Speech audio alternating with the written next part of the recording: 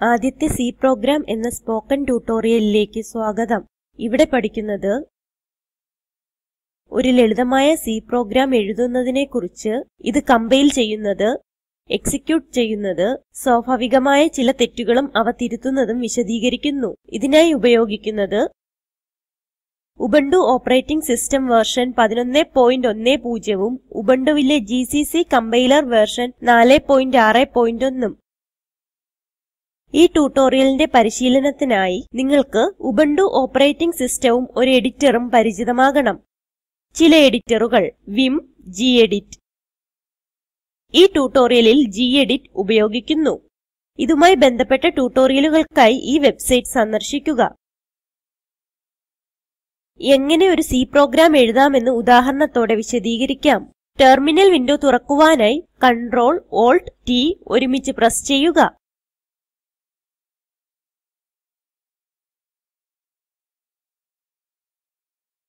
Text editor തുറക്കാം. അതിനായി പ്രോംപ്റ്റിൽ ഇങ്ങനെ ടൈപ്പ് ചെയ്യുക: gedit space talk.c space ampersand അടയാളം. പ്രോംപ്റ്റിനെ ഫ്രീ ആക്കാൻ ആംപർസാൻഡ് ഉപയോഗിക്കുന്നു. ശ്രദ്ധിക്കുക, എല്ലാ C ഫയൽസിനും .c എക്സ്റ്റൻഷൻ ഉണ്ട്. എന്റർ പ്രസ് ചെയ്യുക. ടെക്സ്റ്റ് എഡിറ്റർ തുറക്കുന്നു. ഒരു പ്രോഗ്രാം എഴുതാൻ തുടങ്ങാം.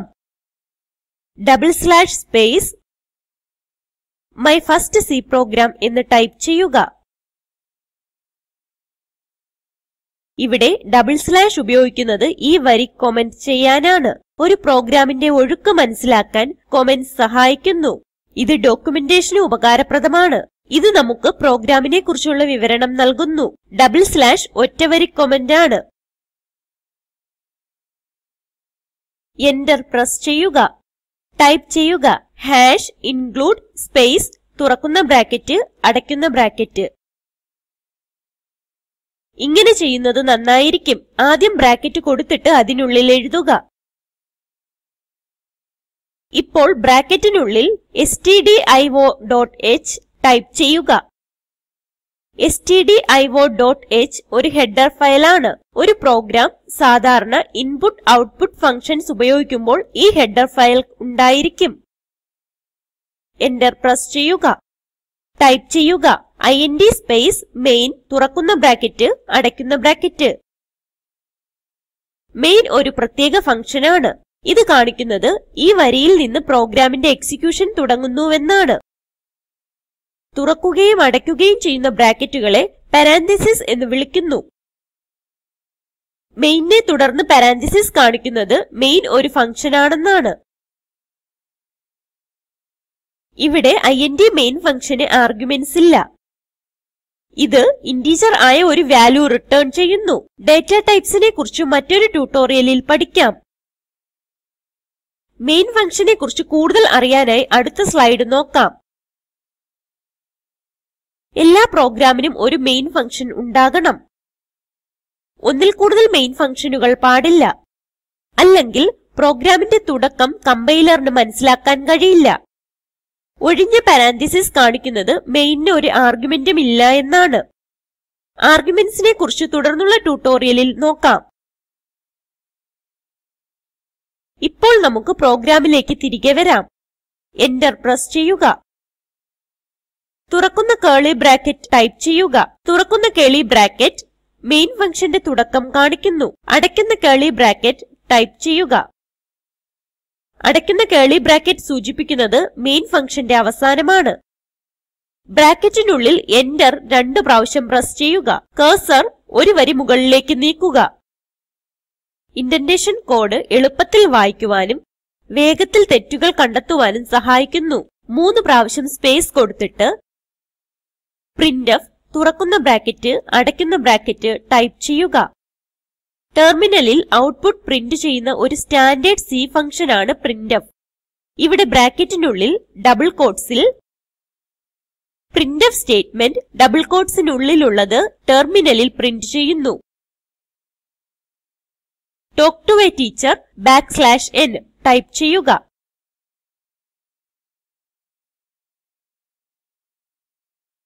പുതിയ വരിക്കായി \n. ഇതിന്റെ ഫലമായി printf ഫങ്ഷന്റെ എക്സിക്യൂഷന് ശേഷം കഴ്സർ അടുത്ത വരിയിലേക്ക് പോകുന്നു. എല്ലാ C സ്റ്റേറ്റ്മെന്റുകളുടെ അവസാനവും ഒരു സെമിക്കോളൻ വേണം. അതിനാൽ ഈ വരിയുടെ അവസാനം ഇതിടുക. സെമിക്കോളൻ ഒരു സ്റ്റേറ്റ്മെന്റിനെ അവിടെ നിർത്തുന്നു. എന്റർ പ്രസ് ചെയ്ത് 3 പ്രാവശ്യം സ്പേസ് കൊടുക്കുക. ടൈപ്പ് ചെയ്യുക റിട്ടേൺ സ്പേസ് 0 സെമിക്കോളൻ. ഈ സ്റ്റേറ്റ്മെന്റ് ഇന്റിജർ 0 തിരിച്ചു നൽകുന്നു. ഈ ഫങ്ഷൻ ഇന്റ് ടൈപ്പ് ആയതിനാൽ ഒരു ഇന്റിജർ റിട്ടേൺ ചെയ്യണം. റിട്ടേൺ സ്റ്റേറ്റ്മെന്റ് എക്സിക്യൂട്ട് ചെയ്യുന്ന സ്റ്റേറ്റ്മെന്റുകളുടെ അവസാനം സൂചിപ്പിക്കുന്നു. മറ്റൊരു ട്യൂട്ടോറിയലിൽ റിട്ടേൺ വാല്യൂസിനെ കുറിച്ച് കൂടുതലായി പഠിക്കാം. ഫയൽ സേവ് ചെയ്യാനായി സേവ് ബട്ടൺ ക്ലിക്ക് ചെയ്യുക. കൂടെ ഫയൽ സേവ് ചെയ്യുന്നത് നല്ല ശീലമാണ്. ഇത് പെട്ടെന്നുള്ള വൈദ്യുത തടസ്സങ്ങളിൽ നിന്ന് നിങ്ങളെ രക്ഷിക്കുന്നു. ആപ്ലിക്കേഷൻ ക്രാഷ് ആകുന്ന അവസരങ്ങളിലും ഇത് സഹായിക്കുന്നു. പ്രോഗ്രാം കമ്പൈൽ ചെയ്യാനായി ടെർമിനലിലേക്ക് തിരിച്ചു വരിക. gcc space talk.c space -o space myoutput. gcc compiler ആണ്. talk.c നമ്മുടെ ഫയലിന്റെ പേര്. -o myoutput കാണിക്കുന്നത് എക്സിക്യൂട്ടബിൾ myoutputൽ ചേർക്കപ്പെടുന്നുവെന്നാണ്. എന്റർ പ്രസ് ചെയ്യുക. പ്രോഗ്രാം കമ്പൈൽ ചെയ്യുന്നത് കാണാം. ls സ്പേസ് -lrt ടൈപ്പ് ചെയ്ത് അവസാനമായി സൃഷ്ടിച്ച ഫയൽ myoutput ആണെന്ന് കാണാം.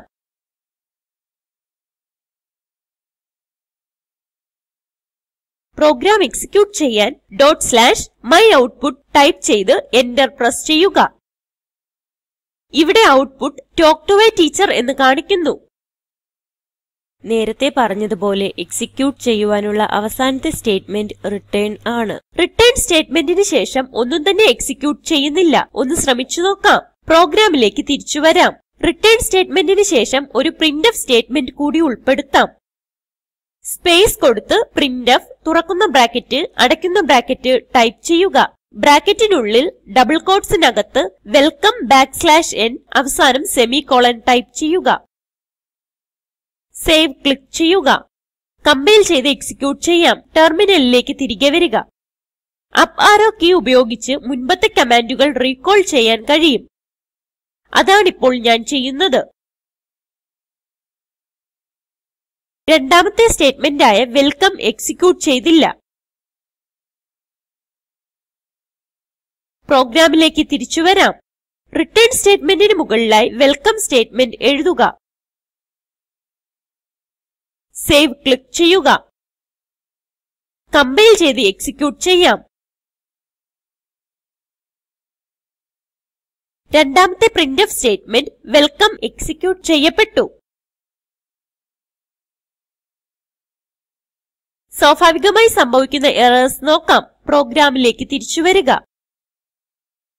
stdio.h ലെ ഡോട്ട് ഒഴിവാക്കുന്നു. സേവ് ക്ലിക്ക് ചെയ്യുക. എന്നിട്ട് കമ്പൈൽ ചെയ്ത് എക്സിക്യൂട്ട് ചെയ്യാം. നമുക്ക് talk.c ഫയലിൽ രണ്ടാമത്തെ വരിയിൽ ഒരു ഫേറ്റൽ എറർ ഉണ്ടെന്ന് കാണാം. stdioh എന്ന പേരിലുള്ള ഒരു ഹെഡർ ഫയൽ കണ്ടെത്താൻ കമ്പൈലറിന് കഴിയുന്നില്ല. അതിനാൽ no such file or directory, compilation is terminated എന്ന് കാണിക്കുന്നു. പ്രോഗ്രാമിലേക്ക് തിരിച്ചു വന്ന് അതിലെ തെറ്റു തിരുത്താം. ഡോട്ട് നൽകി സേവ് ക്ലിക്ക് ചെയ്യുക. കമ്പൈൽ ചെയ്ത് എക്സിക്യൂട്ട് ചെയ്യാം. ഇത് പ്രവർത്തിക്കുന്നു.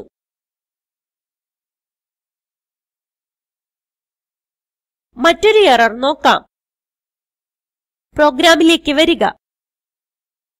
ഈ വരിയുടെ അവസാനത്തുള്ള സെമിക്കോളൻ ഒഴിവാക്കുന്നു. സേവ് ക്ലിക്ക് ചെയ്യുക. കമ്പൈൽ ചെയ്ത് എക്സിക്യൂട്ട് ചെയ്യുക.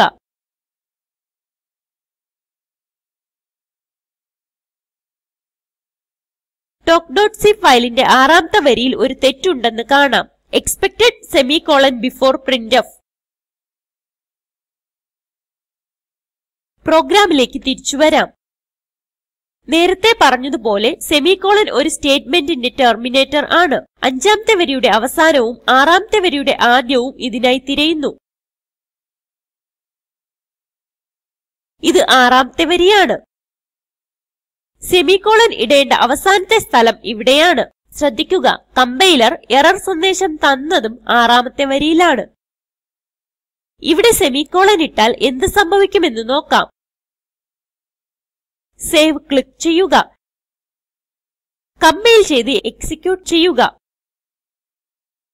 ഇത് പ്രവർത്തിക്കുന്നു.